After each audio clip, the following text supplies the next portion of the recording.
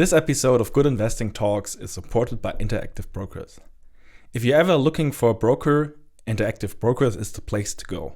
I personally use their service because I think they have a great selection of stocks and markets you can access. They have super fair prices and a great tracking system to track your performance. If you want to try out the offer of Interactive Brokers and support my channel, please click on the link below. There you will be directed to Interactive Brokers and can get an idea what they offer for you. I really like their tool and it's a high recommendation by me. And now enjoy the video. Hello everyone, it's great to have you back on Good Investing Talks. After 1 year, I re-invited Brilloth of VNV Global, and it was is still like a quite moving time period, especially if you look at the markets and the current turmoils with Ukraine and Russia. And that's also the bridge to our first topic. We don't want to go into war analysis at this point. There are people who have way more expertise as us, but VNV has a Russia history. And maybe Per, for the beginning, let us talk about Russia a bit, and part of the identity is also tied with, or VNV's identity is also tied with Russia. But you decided a few years ago to depart from Russia. When was the last time you had significant exposure to Russia?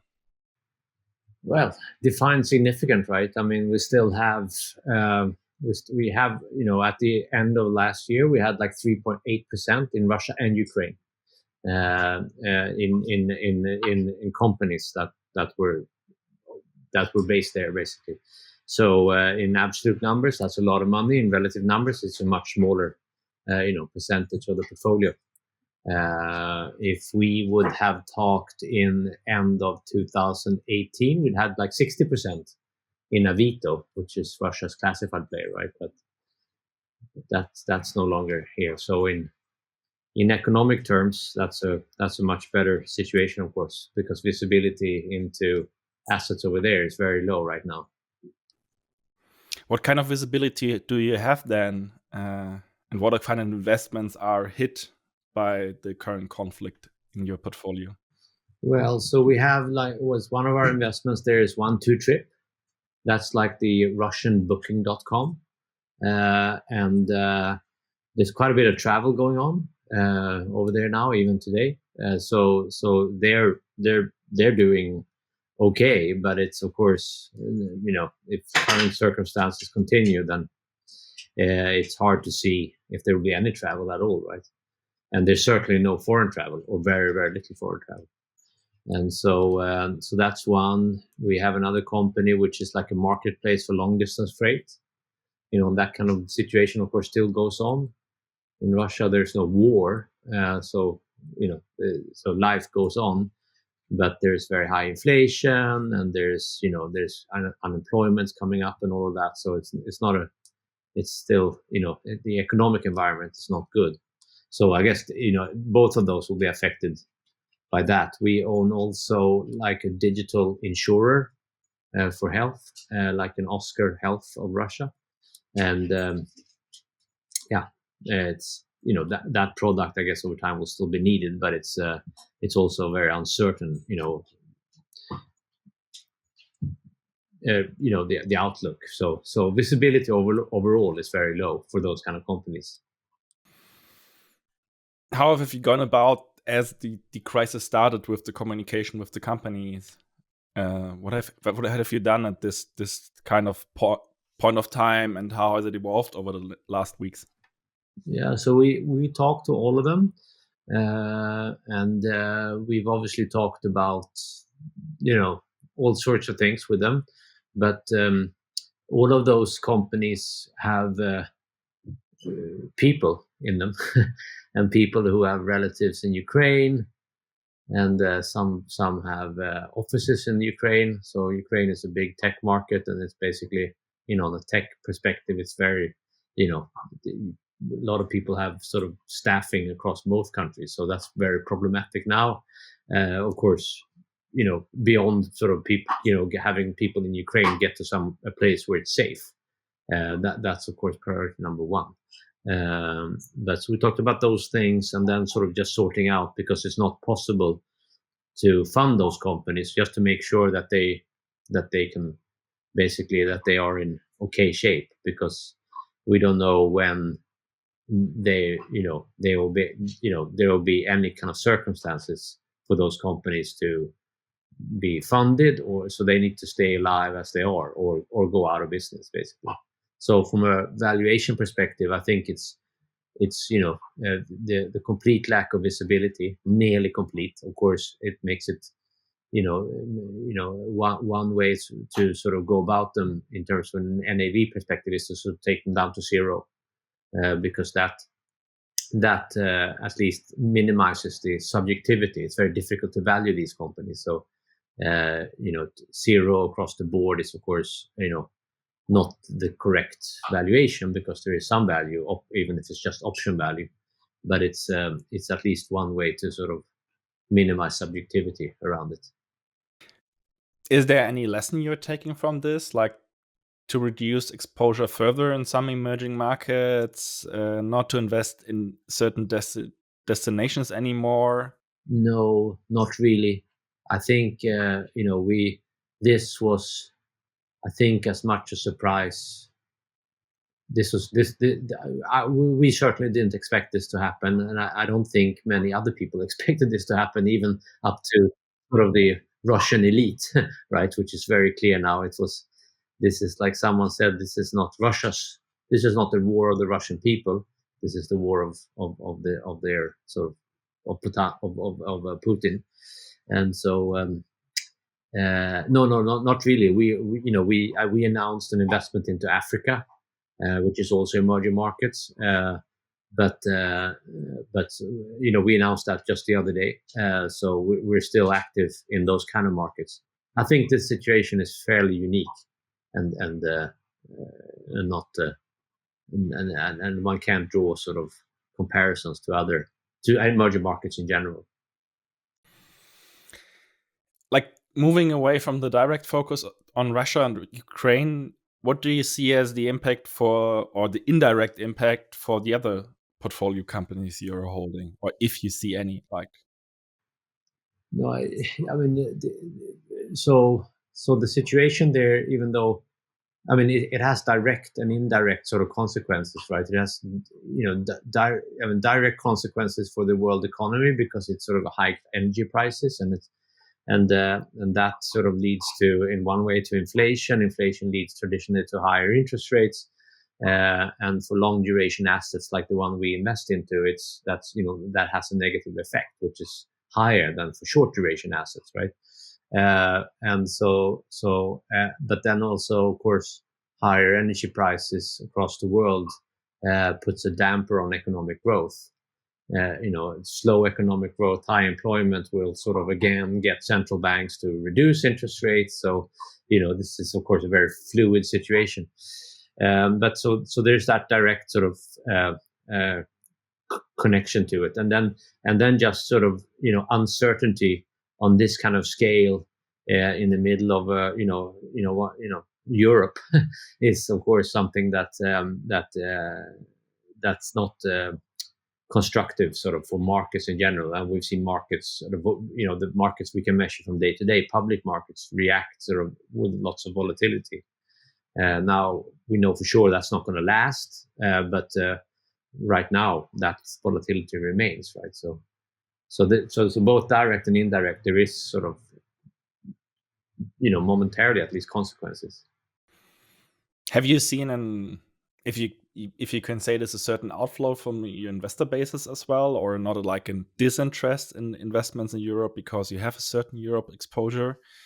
And from American perspective, Europe might be one of the scarier places in the world right now, for instance. America? Like, from American perspective, Europe might be one of the scarier places in the world right now. Yeah, you think so? Yeah. I'm not sure. No, we can measure. I mean, we're not a fund, so we can't measure outflows, but we see the discount that we trade at has come up a lot, right? So more sellers than buyers, for sure, is one way to look at it. And so that's, I guess, is a reflection of the statement you're making. It's traditionally and historically that way, right? When uncertainty increases, now even before this Russia-Ukraine mess and tragedy that we're in, we had sort of inflation being on the up on the back of COVID, supply shocks, etc. Right? So you had this interest rates going up, but more importantly, on top of that, you had the uncertainty of where interest rates would sort of level out, and that risk premium adds to the discount factor, right? But once you know if interest rates are going to go to level out at 2.5% or 3% or whatever it is, then the risk premium comes down, and then that's very constructive for assets like ours, for example, at least in the public market or anywhere. I mean, just if you look at this from a fundamental perspective, but now that risk premium has of course blown up again because of the uncertainty. So just from a fundamental perspective, I think that's a clear way of looking at it. But and that's reflected in that in all sorts of assets being sold off, including our stock, and then is that that's the market for it. So that's where it is right now. We believe very strongly in our NAV, in the valuation of our NAV, and so of course that's a big opportunity because the discount is very large. So in your NAV calculation, you have parts of market valuations also included in some of the calculations. Do they also now impact the NAV for VNV in the next? So the way we establish our NAV is that we take the last transaction for where there is a recent transaction, right? That we take that price as the input for the NAV. And if there is no recent transaction, and we define recent by 12 months, then we use a simple model, which looks at a peer group from the listed world. And of course, that peer group has, I think in pretty much every situation, come off, right? Classifieds have come off a little less, but other sort of tech companies have come off maybe a little bit more than classifieds. So we typically use a mix of classifieds, the Ubers of this world, the delivery heroes of this world, things that you can sort of get some kind of relevance for our portfolio. And this is different from name to name in our portfolio, but we has some kind of relevance sector-wise, but also business model-wise. There is no perfect, there's seldom a perfect sort of peer. But anyway, so as those have come off, then of course, our models will show a lower price, and then so there's a link to the listed world through those models.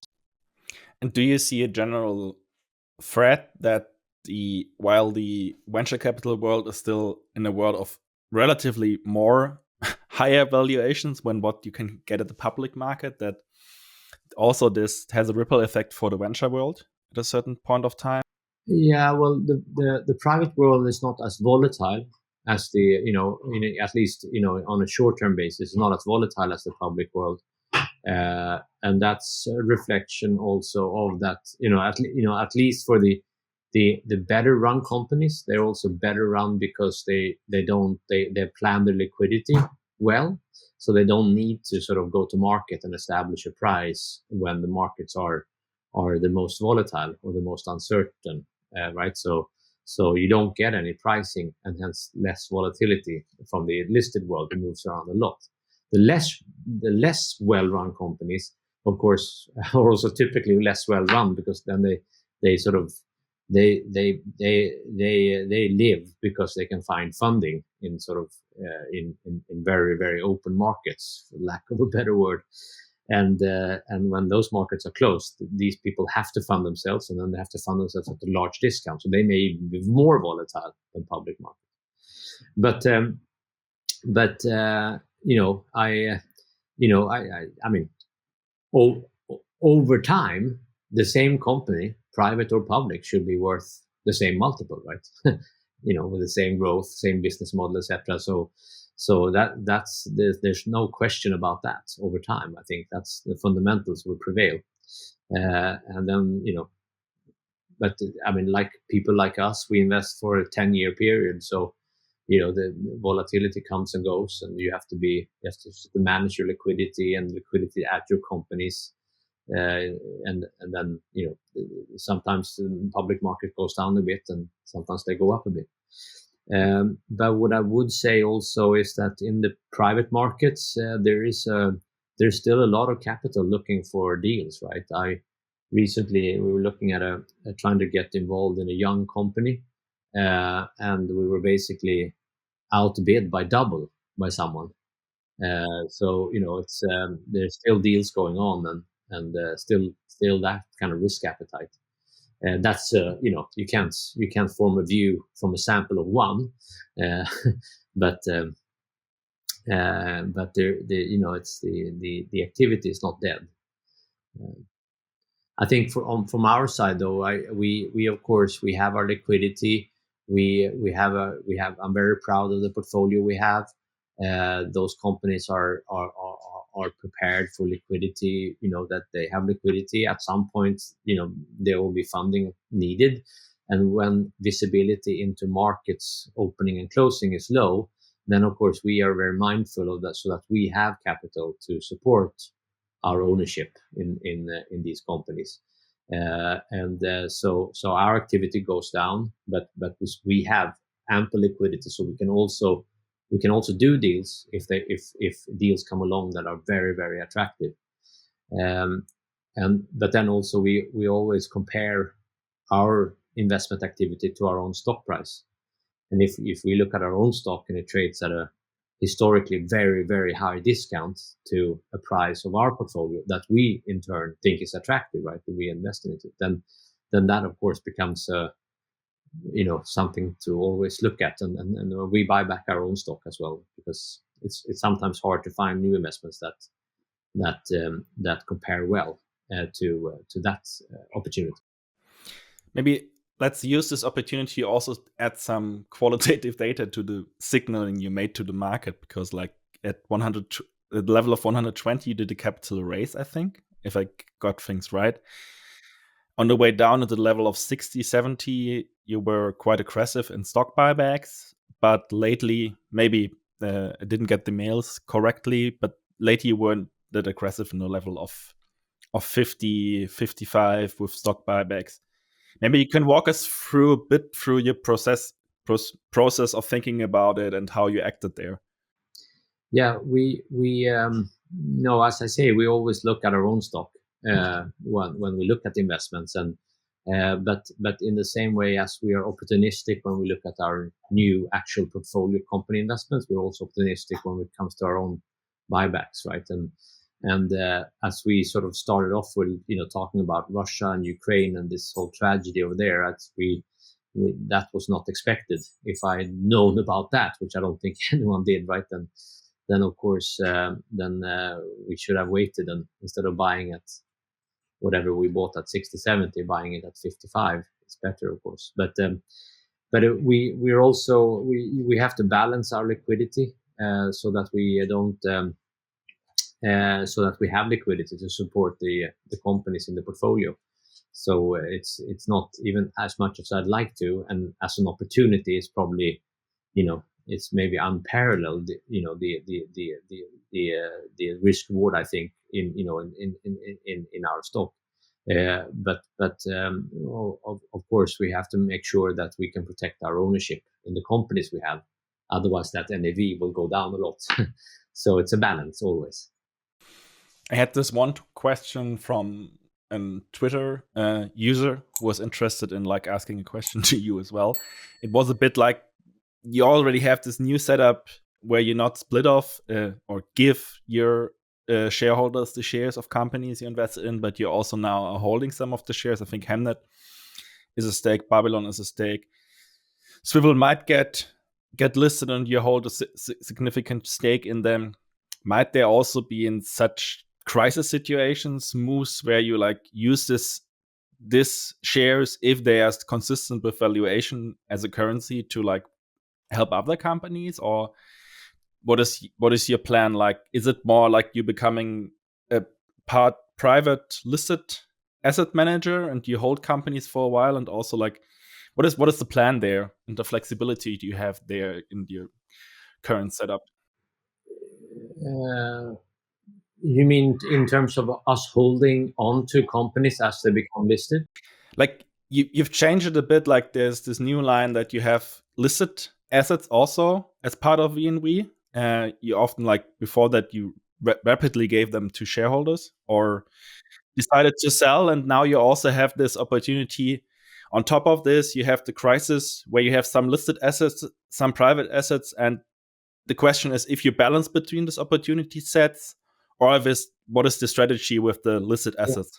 No, we don't think about it like that. I mean, the listing in itself is not a destination. We're not a VC that will typically exit when things become listed. We have the opportunity to remain shareholders also when the company becomes listed, and in many of these cases in our portfolio we will, right.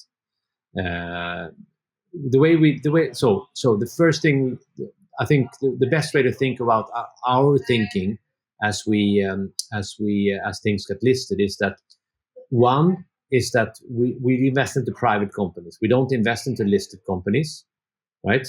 Because we are listed ourselves, and we think that our shareholders can invest into listed companies themselves. But if our private companies become public, become listed, we don't have to sell them on day one. The way we think about it is that if we are present at the company's boards, and if we still remain very close to the companies, I think is a good way to describe it. We we feel that can add value for our shareholders, in that we have better visibility into the sort of the workings of the company, and that combined with us seeing a return profile that is 20% plus per year, because that's essentially our hurdle rate.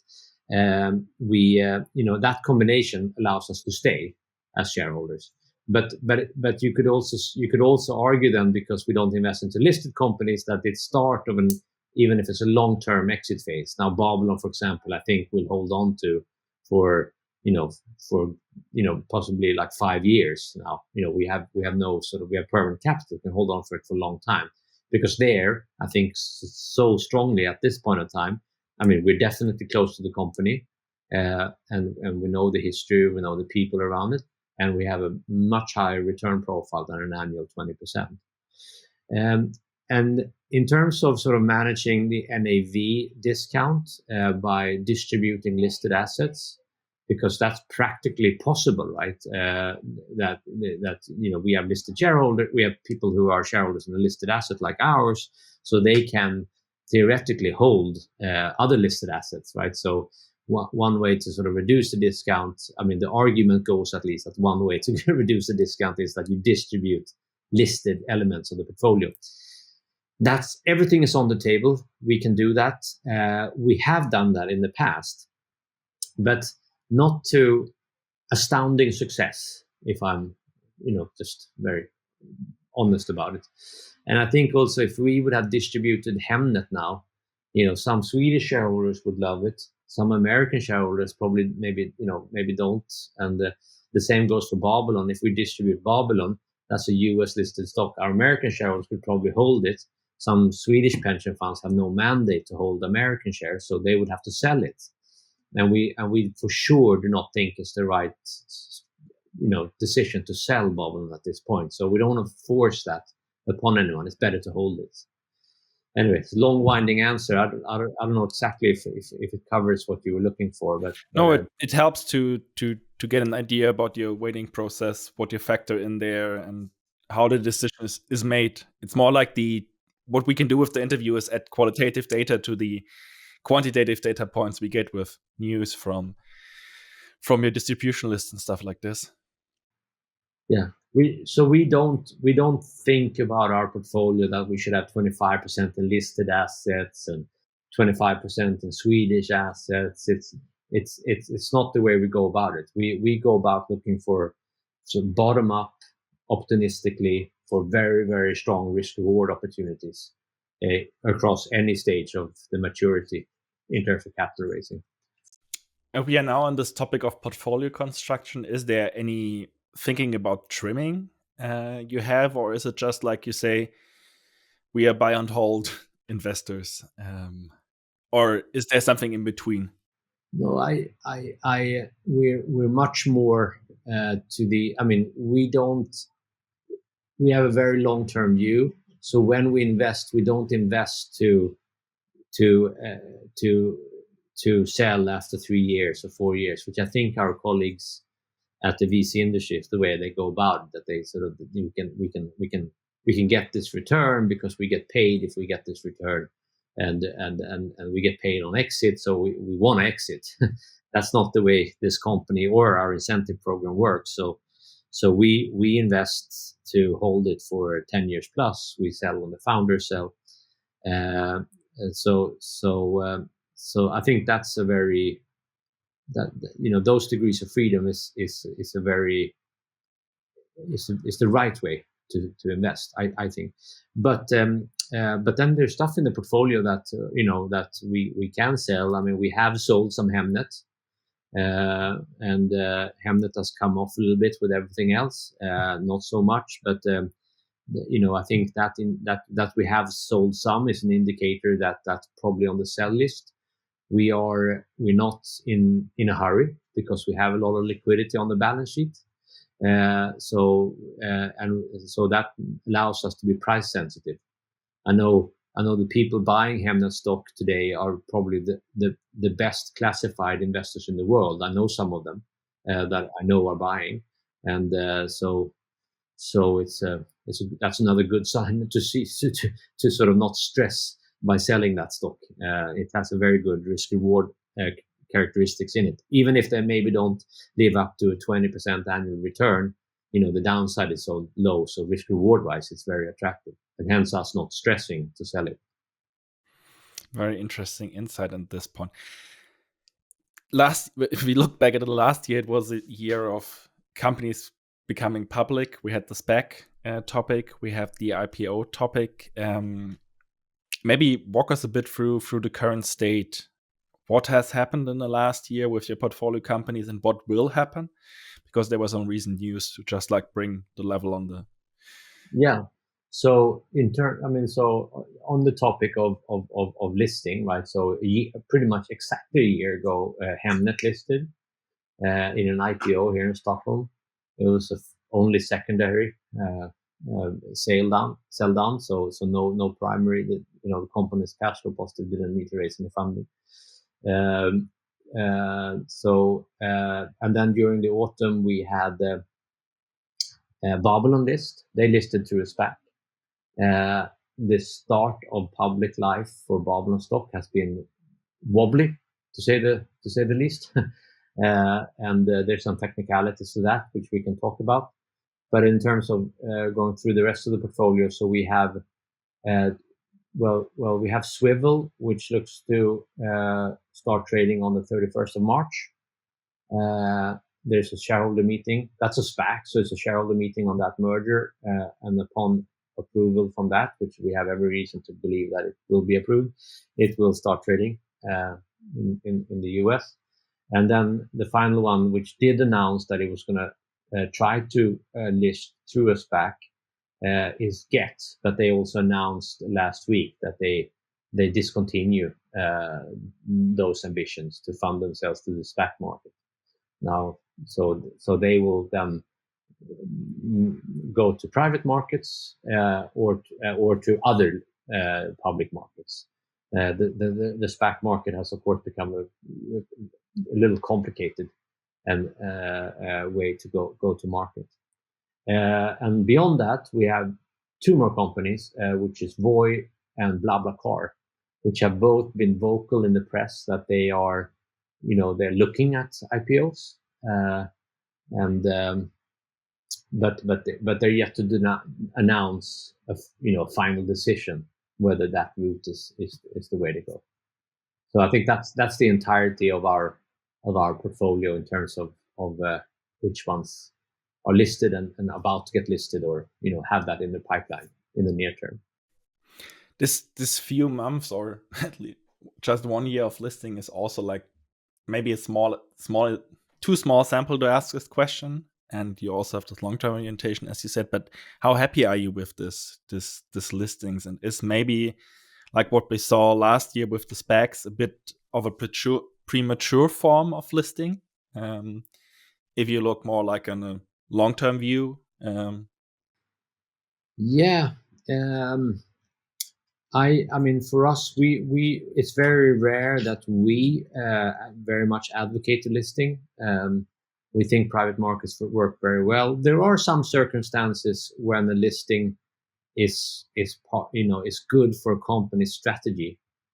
Sometimes it's for funding reasons, that it's the best sort of most efficient route to get funding, valuation, and sometimes, like in the case of Babylon, it's also there are reasons which are more linked to the company's sort of strategy on versus counterparties and customers and branding, etc., etc. That was a strong reason for why Babylon chose to list through a SPAC, and we can come back to that. But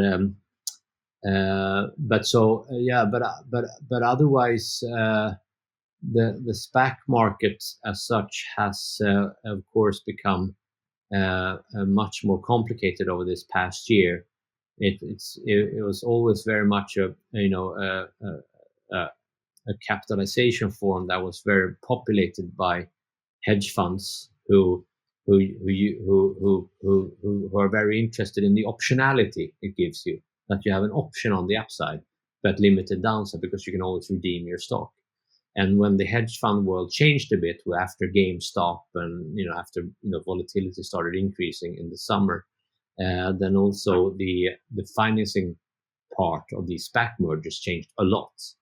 So, like in the case of Babylon, there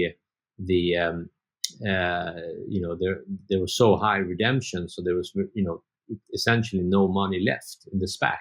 But typically you raise money, new money also in the listing, like a normal IPO when you do a SPAC merger. So they did raise money through what the SPAC world calls PIPE, but which is just a normal IPO money.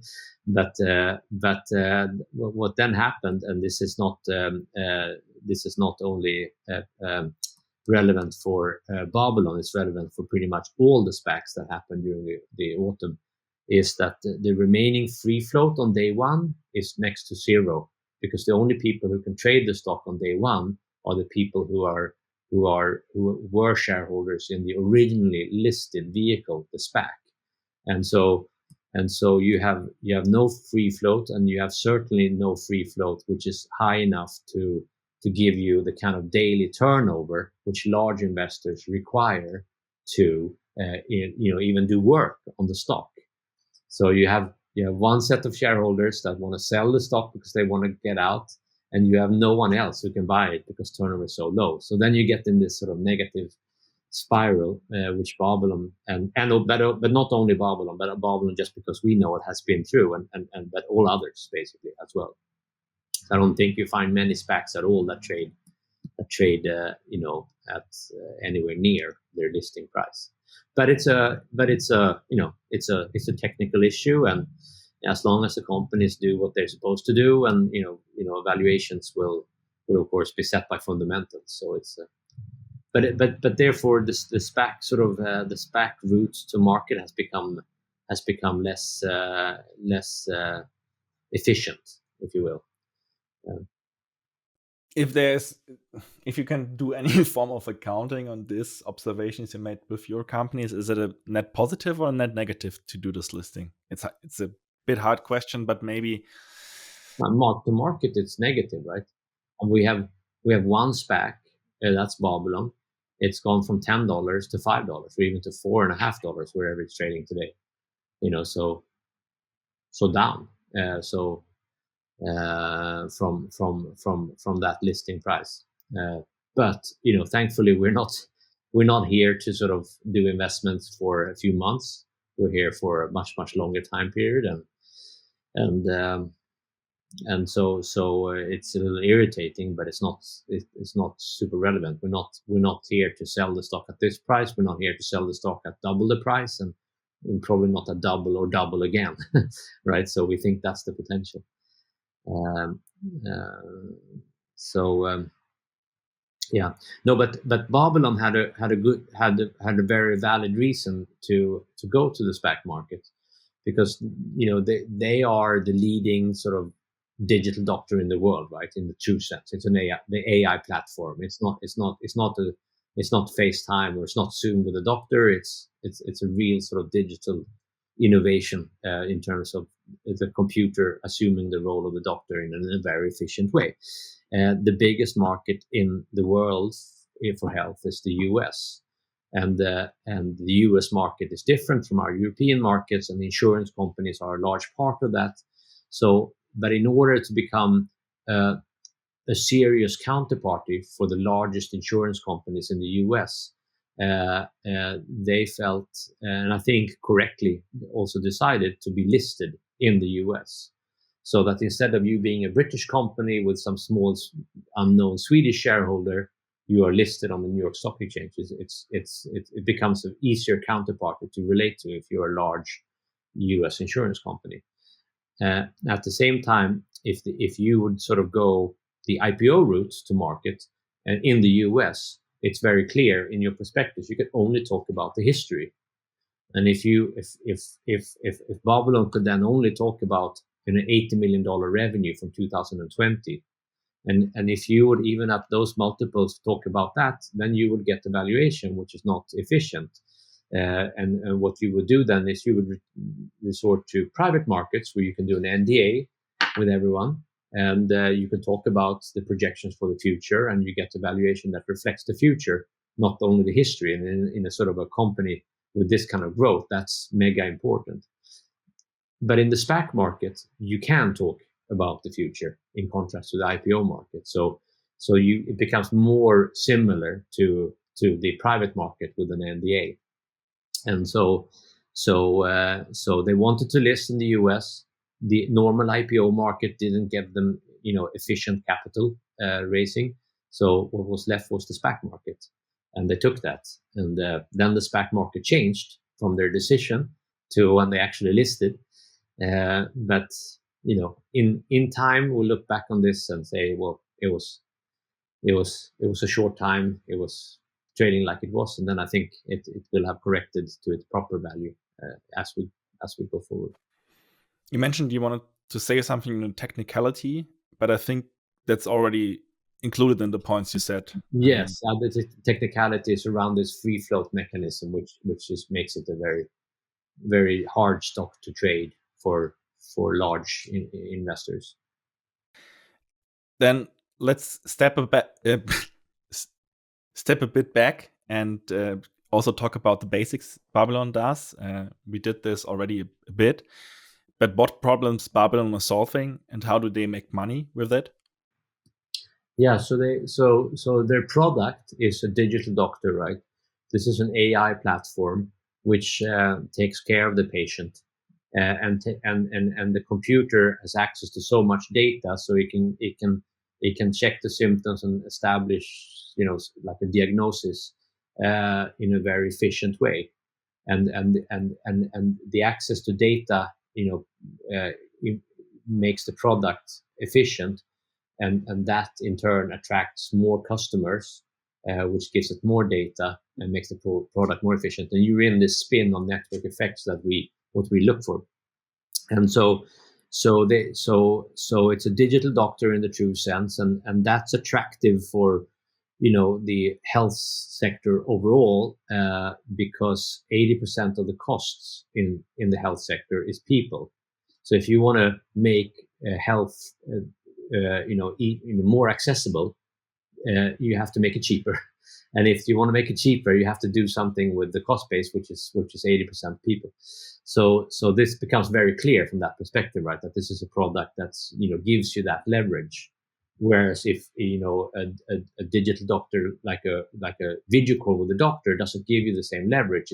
It's more convenient for you and me because you're the doctor and I'm the patient, and I can stay at home and you can stay at home and we can still talk, but it's still an interaction like this. It still doesn't do anything with the large hospital. So that's the basis of the product, and then they commercialize this in different ways. So the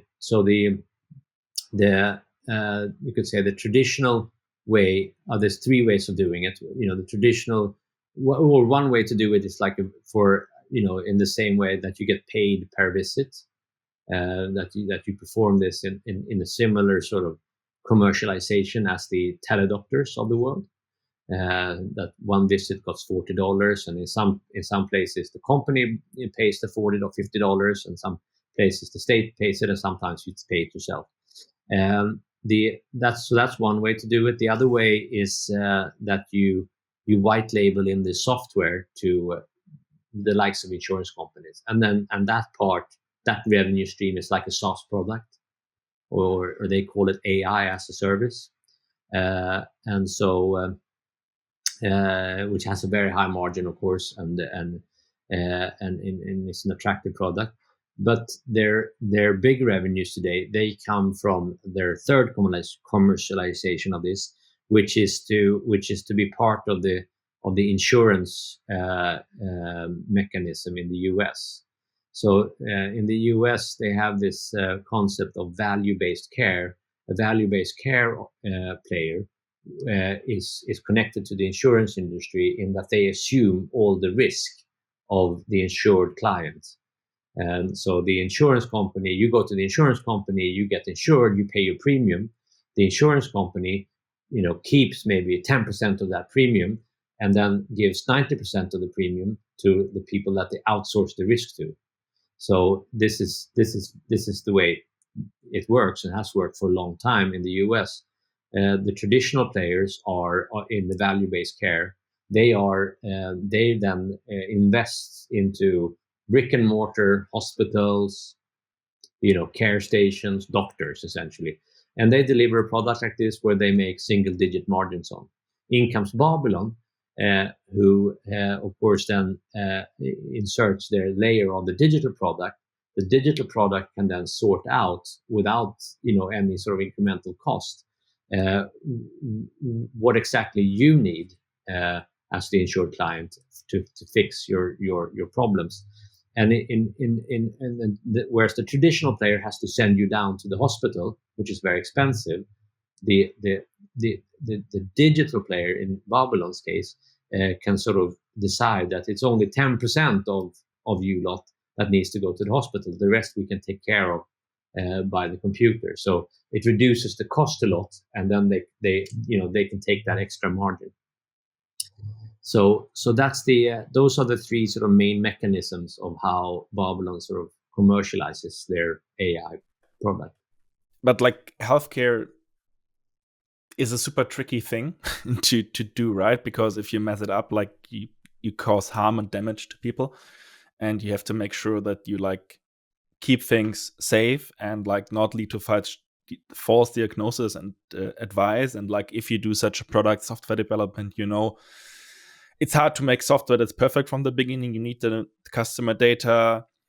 So how is Babylon going about this? And there were also, like, if you dig a bit deeper into Babylon, there are also some quite vocal critiques who attack Babylon that they lead to false diagnosis in the UK. So how do you get confident that it isn't running into problems? So first and foremost, as you say, it takes a long time to build the product and also gather enough data so that your AI platform can make it, an efficient sort of stand on diagnosis, essentially. So in contrast to the teledoctors of this world, which can basically, set up one day, buy some Google traffic and have revenue the next day, this takes a long time to get any revenue. I think in the case of Babylon, it basically took them 5-6 years before they had any meaningful revenue at all. It took 5-6 years to build product, gather data. So it takes much longer. But once you reach the state, you, of course, in a much better position than the teledocs of this world, because the teledoc is there's no barriers to entry. You and I can set up a teledoc today and launch it tomorrow. There's no I vaccine. wouldn't do it. I'm a bad doctor.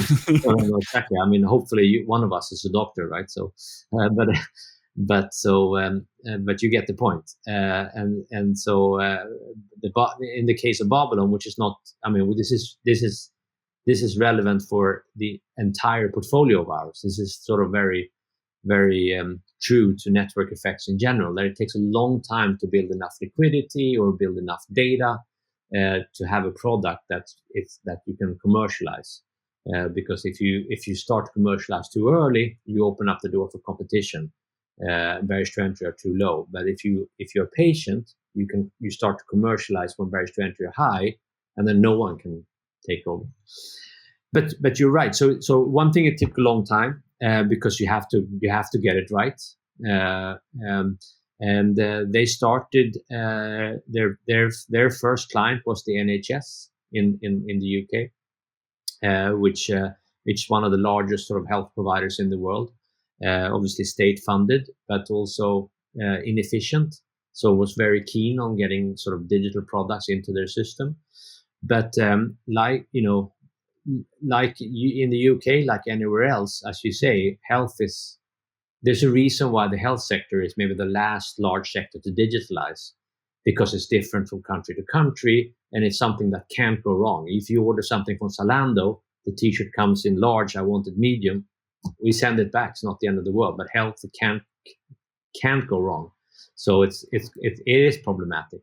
And so it's the last one to digitalize, and NHS were started with this, but they also it becomes controversial, right?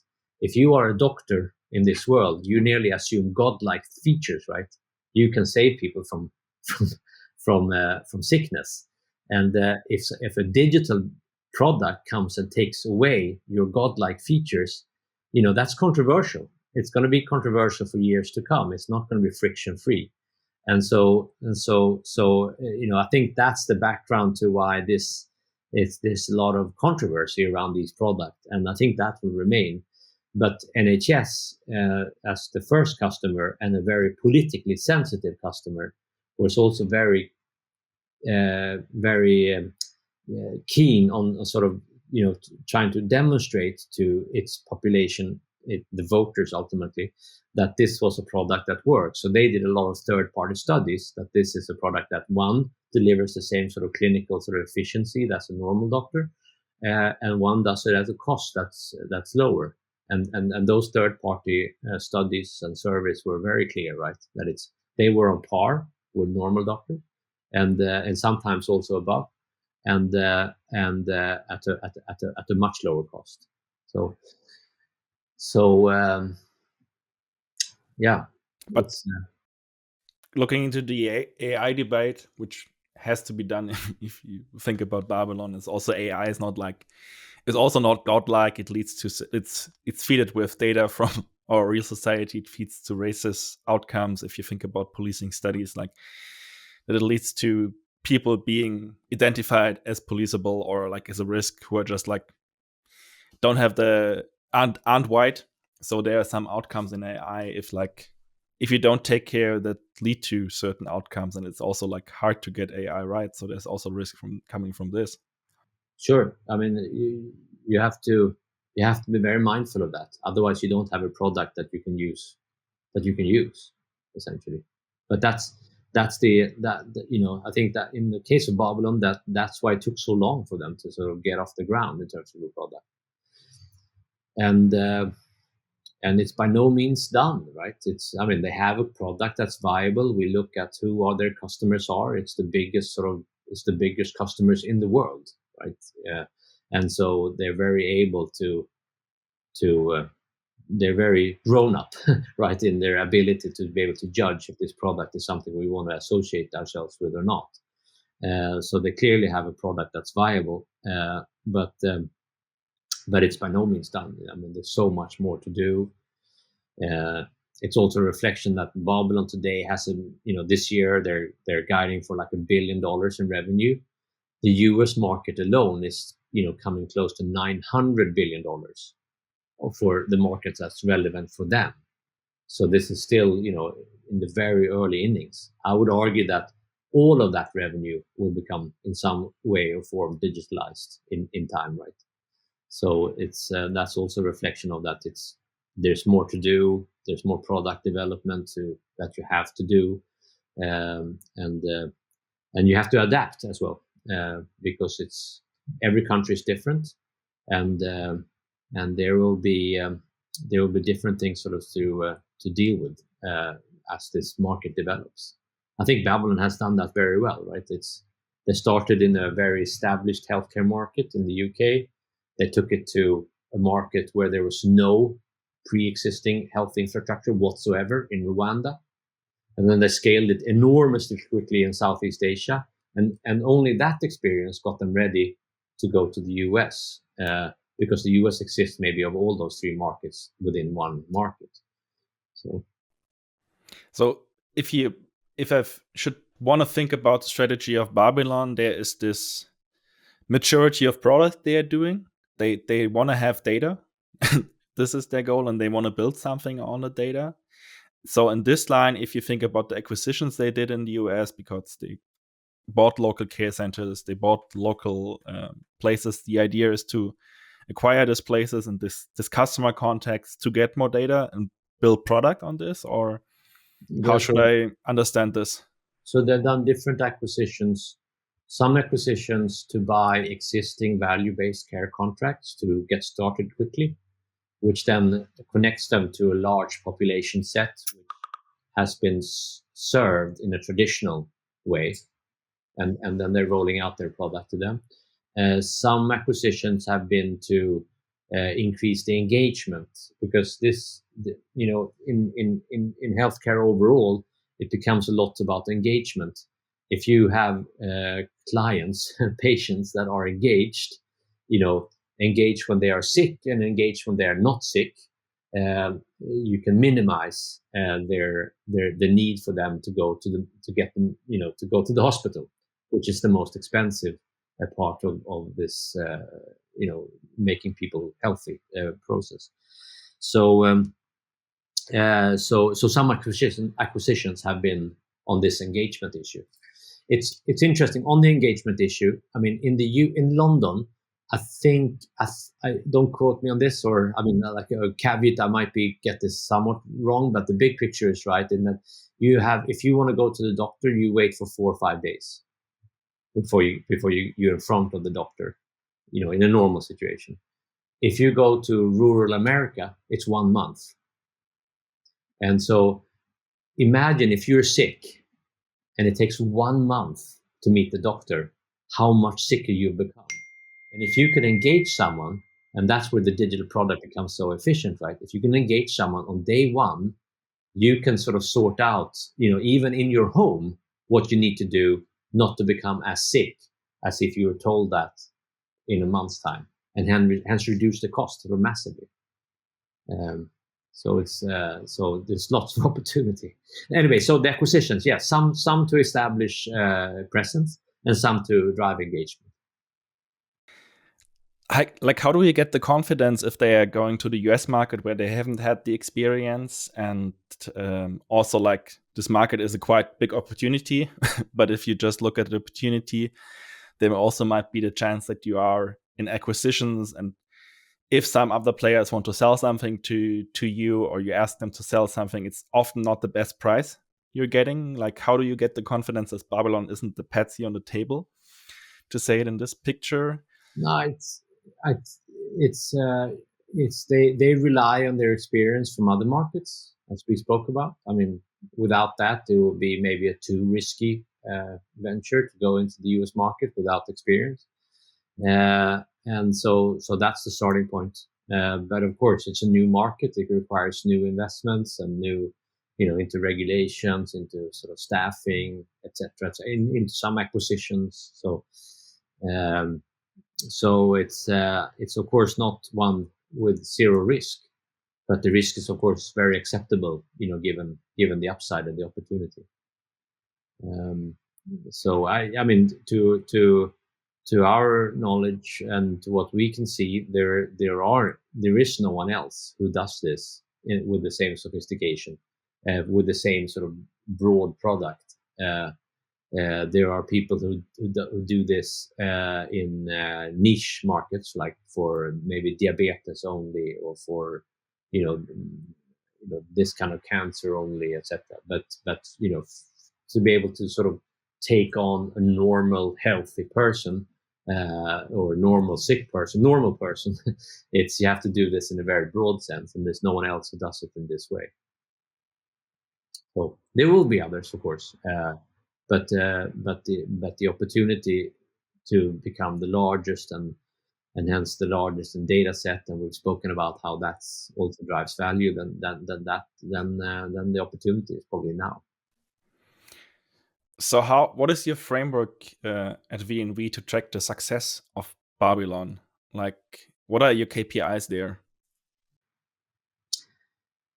Well, there's no single KPI that sort of stands out now, as you know, that you may have listings per day and classifieds, and there's other, but here I think it comes down to outlook for margin, right? This is a low margin business that they're getting into, and with the digital product they will be able to take that to a very high margin.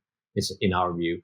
We could be wrong, we don't know the future, but that's the potential we believe. And so I think ultimately it'll be the margin on the contracts that they have, and those contracts are they're a few years old now, but it's only with time that you can break them out and you can show that. And I think that's also reflected in the share price today, that the visibility into this is maybe low today, but then you also have enormous leverage as visibility into margins sort of picking up on this increases, and it will increase if we are right. Could be wrong, of course, but I don't think so. Taking this 10 years outlook you have, or this 5 years you already said, like these are 2 time periods you already mentioned. What kind of company will Babylon then be if things go the way you indicate? Well, I think it has the potential to be the global leader in this space. But then, now since you and I spoke last, this company is listed in the US. So I've had like a gazillion lawyers around me to say that I have to shut up about talking about the future of Babylon. So I have to be more mindful about getting into numbers and exactly what we expect, etc. If you look at the prospectus from the listing, it's they said $700 million this year. They've upped that to $1 billion. They said $1.5 billion next year. That's maybe to the extent that I'm allowed to talk about it. But I really think it has the potential to become like the Amazon of digital health. Quite interesting. Like, for the end of our interview, I would like to talk a bit more about VNV and the changes you made in your structure, because there has a lot happened. But before that, I want to give you a chance to with this 1 year time frame, to tell a bit more about notable developments in the other portfolio companies since we've spoken. Is there anything that has surprised you? Is there anything there's an interesting story to tell? Is there anything that's also a lesson you can learn to avoid future mistakes? Hey, Tillman here. I'm sure you're curious about the answer to this question, but this answer is exclusive to the members of my community, Good Investing Plus. Good Investing Plus is a place where we help each other to get better as investors day by day. If you are an ambitious, long-term oriented investor that likes to share, please apply for Good Investing Plus. Just go to good-investing.net/plus. You can also find this link in the show notes. I'm waiting for your application. And without further ado, let's go back to the conversation. And it's also the fascinating thing about Voi, if you think about what kind of technologies and cost regressions allowed them to build the kind of scooters and the kind of networks they currently have. It's fascinating if you think about the scooter and alone the parts that are in it and that allow this kind of frictionless behavior. I know. It's fascinating, and moreover fascinating that this is a 3-year-old company, right? Or now it's maybe a 4-year-old company. but it's only that old. I don't know if we spoke about it last time, but that's another thing. I'm fascinated by the subject, that it's so young, and it's 1,000 employees. It basically runs infrastructure in 70 cities in Europe. It's got tens of millions of dollars of revenue on a monthly basis, and it's only a few years old. If I had spoken 10 years ago to look at a company like at those revenues, that it would be 10 years old, maybe 15 years old. And one factor is money, that there has been access to money to build this, but equally important, and access to money goes up and down, but equally important is also that it's access to technology. And I speak to the guy who we invest into, who built the first classified site in the world some years ago now. He said, when we built this, it's what we did the first year is we carried servers up and down the stairs in the office building, right? Because there was no AWS, and there was no search engine. So we had to spend, I don't know, half a year building our own search engine. There was no search engine. Now, if you and I do it, we have a contract with AWS in 5 minutes. We can take, off the shelf a search engine in 5 minutes. So it goes quickly, right? And that speed is not going away, even if money is tighter, maybe now. And the other one is, of course, a depth of talent.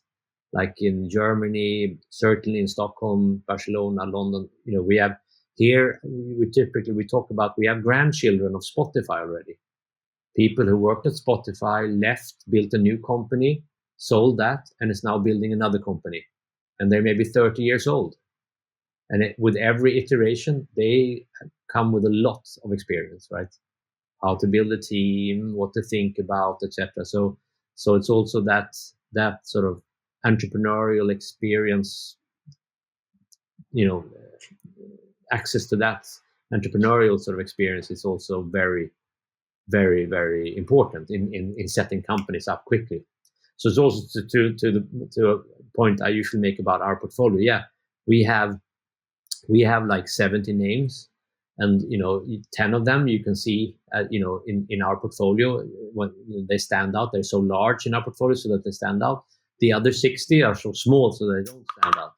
But this is the exact same way as and now I know what's looking like. That's the exact same way that Voi was. When we had Avito, no one talked about Voi. It was tiny. But the tiny stuff in our portfolio, they will come out of the shadows of Babylon and become, the large part of our portfolio, and it'll happen quickly, like it did with Voi. With Voi, one factor might also be like, should comment on this, the culture, because like what I've heard about Voi, they started the latest in the market. Like there are also other brands, Bird, whatever, you name it, and they started the latest in many markets, but now they're a market leader. What has influenced this, and how is also like culture a factor you're looking into? I think, they were the first ones in Europe, right? They were the first to enter Europe, but they were quickly followed by Lime, and then after a while, Tier came. But yes, in terms of entry into some markets, they were not the first, but they have become the biggest or the second biggest in all their markets. So even if they entered late into the actual markets, right? So, but as a company in Europe, they were not. They were the first ones out. It's access to all these things. Technology, they have kept their supply chain working very well all throughout COVID, in contrast to the others. And then they've also sort of, found a way to run the operations of these companies, because there is some operational stuff going on, right? As you change batteries and you repair bikes well, they have they come with an experience. I think pretty much all the founders came from the Swedish Army, and they had sort of been brought up there. So you can't make mistakes, right? I think some of them have been in Afghanistan for a while, and it's like you can't make mistakes. You have to be super, super, super diligent, and I think that's helped them actually. to have operational excellence, right? Which is a big part of this. It's not only an app. There's actually some real work going on in on the streets. Yeah, this was also one thing I was thinking about as I did my due diligence on why to better understand the company, and maybe that's the missing part. Thank you. Coming back to your structure and the way you want to keep operational excellence, you've grown your team significantly. Maybe to lay the basics, who's new on board and what strengths do they add to VNV? Yeah, we added 4 people lately now, and I think in general, what we wanted to add is to have a diverse group of people around us to add to the sort of capacity to do different things. But one thing to be present, to be close to the companies without imposing ourselves. I think that's important. We are very careful not to impose ourselves, because I feel very humbly that who are we to sort of decide how these companies are to be run? We take a lot of care to invest into founders and give them, large part of the upside of the equity in order for them to do their job well. So we don't need to impose ourselves, but what we typically say is that we are available on demand for them. If we can open up our network for them, should they need help, etc., etc. But we've found that it's good to sort of be close to the companies. In Voi, we've had one of our board members basically be part of the company for a long time, and I think that's helped Voi in different decisions and stuff like that. But again, without imposing ourselves. So now we have capacity to be that at a larger number of companies. The portfolio's grown in number of names. I think we've sort of added capital, become shareholders to a large number of future potential Voi's, and we have capacity to be present in those companies now with this new team of people. So the team of people come with different backgrounds. One, Dan Sanders, he used to work at Naspers for a long time and ran parts of OLX. So he both has an investor hat on him, but he also has a capacity. He's run large organizations within Naspers. So as these companies grow, sort of to be able to sort of access someone who has already run large organization, I think is a valuable asset to have within our team. Tessa has run her own startups. I think that's a very important talent to have, that we now have within ourselves, because I don't think any of her startups actually became any successes, but exactly because of that. Know how hard it is and how difficult it is and how much anguish you have when you take decisions. That's very important. And on top of that, she has 5 years of experience from FG Labs. So FG Labs is an investor that's run by Fabrice Grinda, which next to Pierre Siri is probably the father of classifieds as we know it today. He built OLX. And FG Labs, maybe make investment into 200 companies every year. So very young. And they're all network effects, all marketplaces. So exactly what we do, but on a global base. So lots of experience from that. And then Dennis, our third colleague, he was part of the founding team at Voi. So we got to know him there. Then BCG took hold of him for a couple of years. And now, thankfully, we've moved him here. So comes with a lot of capacity. So, I mean, from that background. And finally, Sasha Trofimov is a guy that we've known for, I think, 15 years. He's going to be present in our office in Cyprus. Part of the portfolio is in our Cypriot company, so it's important for us to have a presence there. But what he will help us with is to build the models that we use for our investment work, and also for putting together our NAV. And also he's had a long experience of connecting with investors, so he will beef up our IR capacity.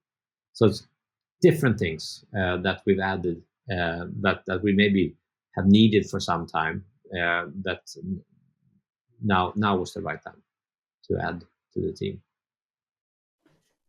as I'm meeting with you, I always remember that or always get the feeling that you're a quite efficient guy, and you like efficiency. And I also have this quote in mind that you don't want to manage people, you want to manage investments. Yes. So how does this quote fit with this growth and people around you? How does the corporate culture now change? How are you dealing with this? I'm super nervous. Yeah, no. It's the good thing is that these are people that we've known for a long time, and so it's they know the culture we have here, which is not one where we check if they come into the office exactly at 8 o'clock and leave at 5 o'clock. It's the degrees of freedom are high, and they know what we want to do, and so I hope and I think it will not change that ambition of ours. But then of course Dan and Tessa, they sit in Amsterdam, so me, Björn, and Dennis are here in Stockholm, and all the others of course, and but 2022 Slack, which you have heard beep on my computer, I found out I closed it now, and Zoom, and it works pretty well. So you have a certain notification that people are working in this interview. That's good. Yes, exactly. That's right.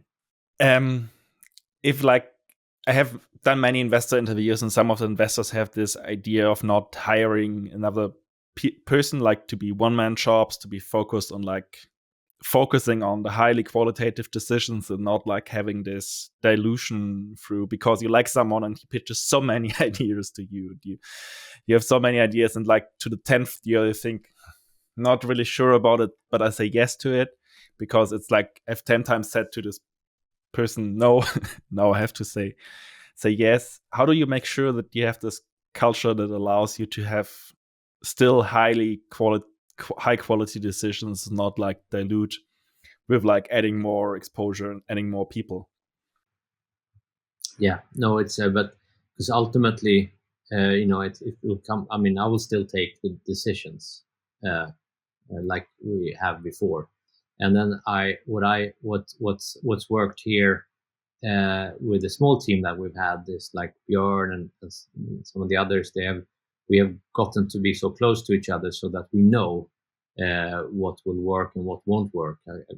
Here basically, right? So and therefore I feel also that the new group of people we known for some time, right? So they will be able to morph into that kind of mentality as well. And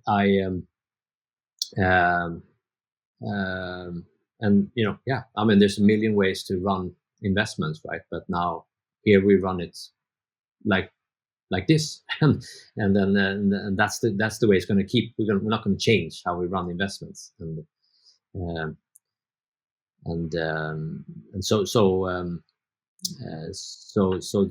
they I think they already know what works here and what doesn't, so they can be efficient in their investment sort of what will I bring up and what won't I bring up, and then ultimately sort of I'll take the decision, or ultimately I'll decide what we suggest to our board, which is the investment committee.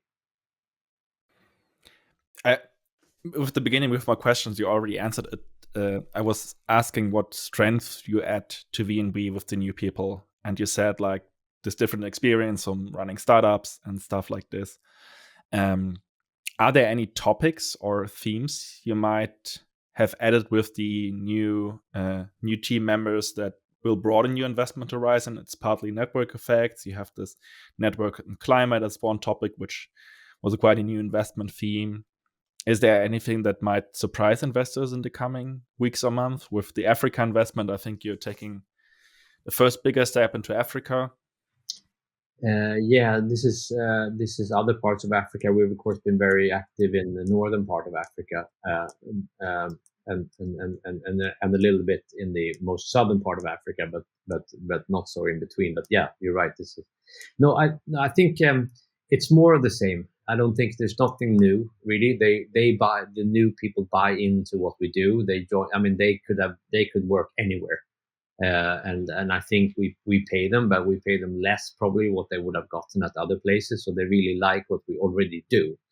and they bring their experiences. They also bring, we invest globally, and I think it's good to have access to people who have a very global background. I mean, the Dutch people that the entire team that we've come back over the entire team that we brought on, during the past 5 years, they have lived in Toronto, California, Buenos Aires, Cape Town, Dubai, New York. It's really, that's very reflective of the kind of investment work we do geography wise. So that's good capacity. But no, otherwise we're here with network effects is what we do, and you might see us, as you alluded to, go into a network effects under other macro themes. Like there's lots of stuff happening which in some ways associated to climate. But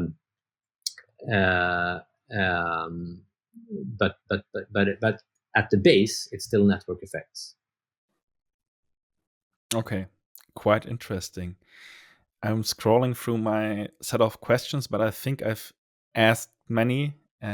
Is there anything for the end you want to add as a point? We haven't discussed, thinking back through the interview, you want to go deeper into, or anything you want to add? Nothing springs to mind. We talked about a lot, but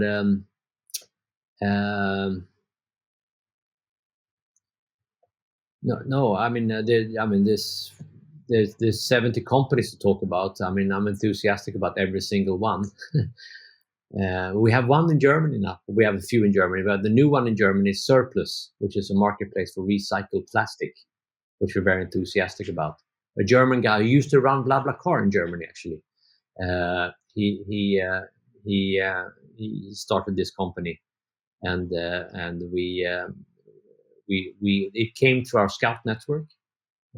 So a Scout, we have invested the first money, and then we invested the second money is small in the portfolio.